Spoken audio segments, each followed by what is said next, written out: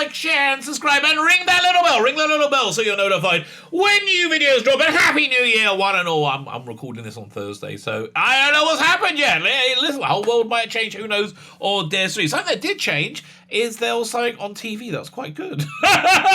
You don't see that often now. A lot of people calling it very woke. We're going to be talking about that in a minute. I am, of course, talking about the David Tennant Around the World in 80 Days, which I'm really enjoying. I've seen the first 2 episodes because that's all they've aired, and that's all this review is of. The first 2 episodes of Around the World in 80 Days. I'm going to tell you why I like it and why I think you should check it out. Before we get into it, can you hit the like button? Fandabby double dozier. That'd be fantastic. Can you hit the share button? Fandabby double dozier. If anything, if you can imagine such a thing, Fandabby double dozier. Like, share, subscribe, that's fantastic. If you're on Rumble, hit that Rumble button, comment, let me know what you think, and sign up to my Substack. The link is in the video notes. Substack is freaking awesome. Basically it's an email newsletter, but you can go and you can comment on it. It works as a Twitter replacement. Starting this week, we're going to get comic books going on there. You get announcements about all my videos, but we're going to get comic books on there. I think I'm going to put a novel on there as well. I'm going to put out a chapter a week. Listen, I just need something to a vehicle for all my creative stuff I do, which is a lot, right? I just do a lot of stuff. Look, you might notice, I like to talk. I'm like that in everything. Anyway, like, share, subscribe, comment, Substack. Oh, that's fantastic. Thank you very much. What else is fantastic? Around the World in 80 Days. I'm absolutely loving this. Okay, so firstly, if the source material is something precious to you and you're like, it's gotta be close, then this is not for you, right? This is not for you. Most adaptations of Around the World in 80 Days are vaguely based in it. Like, most adaptations of most things are vaguely based in it, because an adaptation is that, an adaptation, right? So they've taken the idea of Around the World in 80 Days, the broad strokes, and they've adapted it as a modern television entertainment. I think they've done quite a darn good job with it. Stars David Tennant, as we all know, which is the only reason that most people are watching it, and he is cast so well, right? I love the way he's able to very subtly build up a different character while being very recognizably David Tennant. So he plays Phileas Fogg, who is not an overly happy person. I think I'm saying he's a very quiet person. He's a very mercurial person, but he's also a person that has failed to meet the challenges he has set himself in life. Right? He's basically he feels a lot of recrimination about it. He feels very, very terrible about himself because of that. So that, I think, is going to be his redemption arc throughout the series. But it's also is he a genius? Yeah, I would say a scientific genius. So they're in the what's that? I think the Reform Club. Yeah, I think they're in the Reform Club. And you have some mean person saying, "Oh, you can't do Around the World in 80 Days." Apparently, he tried it before and made it to Dover. Right? He's just because he's kind of a pathetic guy. He can't really function on his own. He can't function in the real world, which is kind of the point of this story, right? And he's so mortified. So he says, "I'm going to do it. And not only am I going to do it, he said, "Well, would you care to wager, sir?" And he says, "How about £10,000? He says, "How about 20?" So he's very, very, very committed. But is he going to be able to pull it off? Normally, the answer is no.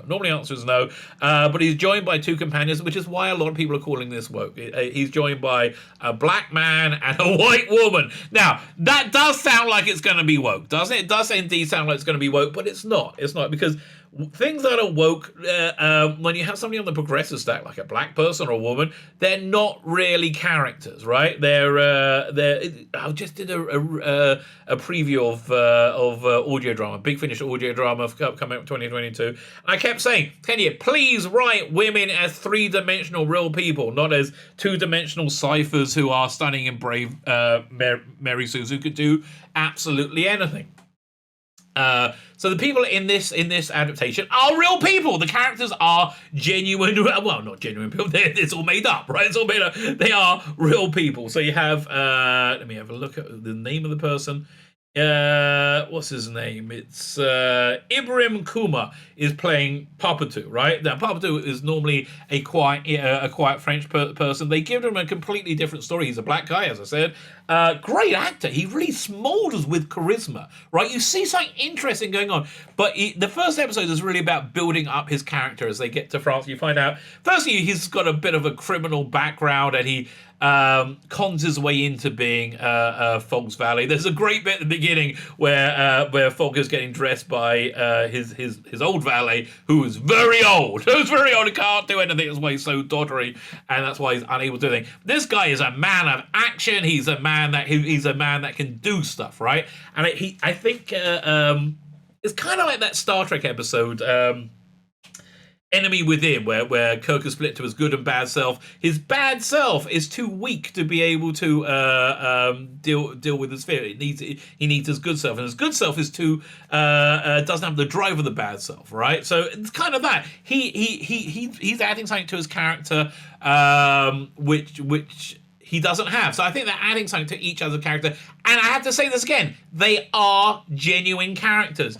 And then the third character is Leonie Bennett as Abigail Fortescue. Now in the book, this was what's it called? It was Inspector Fix, who was chasing Fogg around the world. She is the architect of the article that inspired her. She's a writer. She wants to be a writer. But here's the great thing about her. Yes, she's a woman. She kind of likes being a woman. She's very feminine, and by that I don't mean she's super sexy. She's reasonably attractive, but it's not a it's not eye candy. Like it's a person. It's a person with failings, and it's a person with strength, right? And together, the three of them are the three that need to drive each other forward to be able to do this incredible thing. So the first episode is essentially setting everything up. He's going to go around the world in 80 days, right? And he can't manage anything. He's on the boat. He's vomiting. He gets to France. He gets everything stolen. Everything goes terribly, which is essentially why these three people all end up fused together. But they end up fused together in such a gloriously entertaining and I would say, life-affirming way. So the first episode ends with them being in this incredible balloon, sailing in the skies to Italy, and it's exhilarating. It's fun. It's wonderful. I really, really, really enjoy it. Fun, right? Fun is the thing that every creator wants to work on right now. I remember Steve Martin being interviewed saying, how is it you made it so big in the 70s? You came out and it was you did very well. I said, well, I looked around the world and I think a lot of people were very politically angst. People just want to be silly, right? I think it's time to be silly, time to have fun. That is what this show is. It's silly and has fun, but also has a lot of heart as well, which is the other thing I really like. So the second episode, they're on this train. And again, Fogg's his confidence is shattered, right? He doesn't think he can do it. He absolutely doesn't think he can do it. And then in just a wonderful sequence, right? It goes on from a third of the end third of the episode. And I don't want to spoil it for you. Fogg's scientific genius is needed to do something very, very, very important. And again, the group of three come together in a really wonderful way, right? In a really wonderful way, and it has stakes and it matters, right? I can't tell you how much I'm enjoying the show. So the first two episodes were on Boxing Day. The second two episodes are going to be on Sunday. Go check it out now. Listen, you're everybody sitting around at home, hungover, I guess. It depends when I'm putting this out. If I'm putting this out on Friday or Saturday, but you're probably sitting around, hungover. This is good hungover watching, okay? This is good. Just put it on, catch the first two episodes, and then check out the second two episodes, which I'm very excited for. And then it goes to a weekly rotation after that for 8 episodes. Looking forward to it, right? There's just so much charm and charisma in David Tennant, and Ibrahim Kuma also bleeds charisma, bleeds interesting. Oh, look at my TARDIS is falling down. I've got to go fix that. And Leonie Bennett, who I've never heard of before. Let me see. Let's look at her IMDb. Have I seen anything before? No. Okay, fine. I do not recollect. I think she's German. There's lots of stuff in German.